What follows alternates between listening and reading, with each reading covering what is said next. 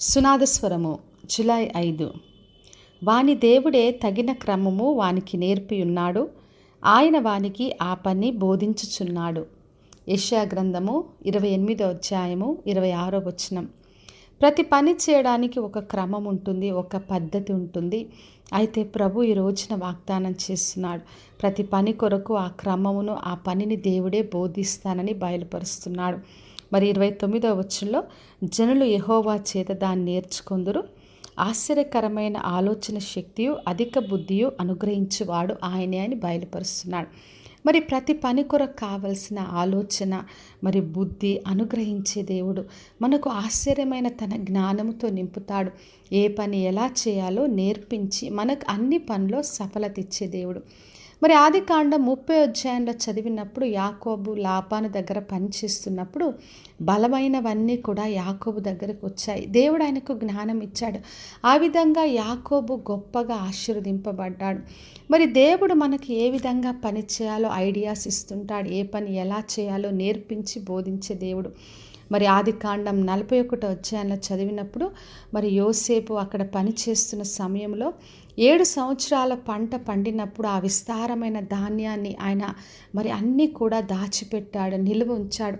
తర్వాత 7 సంవత్సరాలు కరువు వచ్చినప్పుడు ఆ ధాన్యాన్ని వాడుకొని ప్రజలకు కరువు లేకుండా తన వారిని అందరినీ కాపాడుకున్నాడు. మరి అటువంటి అధికమైన జ్ఞానమును, బుద్ధిని దేవుడిస్తాడు.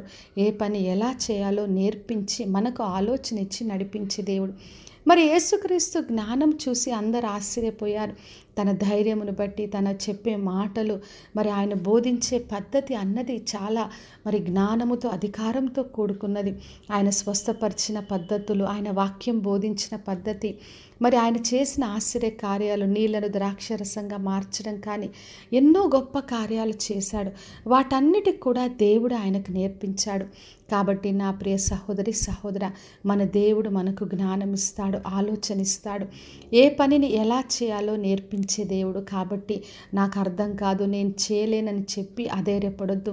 ప్రతి ఒక్కరికి ఇస్తాడు. పరిచర్యలో, మరి మనకున్న పనుల్లో, ఉద్యోగాల్లో, మన పిల్లలు చదువులో అన్నిట్లో కూడా దేవుడు తన అధికమైన జ్ఞానాన్ని ఇచ్చి నేర్పించే దేవుడు. కాబట్టి విశ్వాసంతో ఆయనను ఆశ్రయించి ఆయన ద్వారా ప్రతి పనిని నేర్చుకుందాం. ప్రార్థన చేసుకుందాం. పరలోకమందున్న మా తండ్రి, మా దేవ, ఈరోజు ఇచ్చిన వాగ్దానం కొరకే వందనాలు. ప్రతి ఒక్కరిని దీవించి ఆశీర్వదించండి ప్రభువా. వారికి మీరు క్రమము నేర్పి ఏ పని ఎలా చేయాలో నేర్పించి ప్రతి ఒక్కరికి కూడా సఫలతను దయచేయమని యేసు నామములో అడిగి వేడుకొంచున్నాను తండ్రి, ఆమెన్. ఈ శుభవచనము వినుచున్న ప్రతి ఒక్కరి జీవితంలో నెరవేర్చబడునుగాక. నేను మీ ప్రియ సహోదరి మంజులా చరణ్.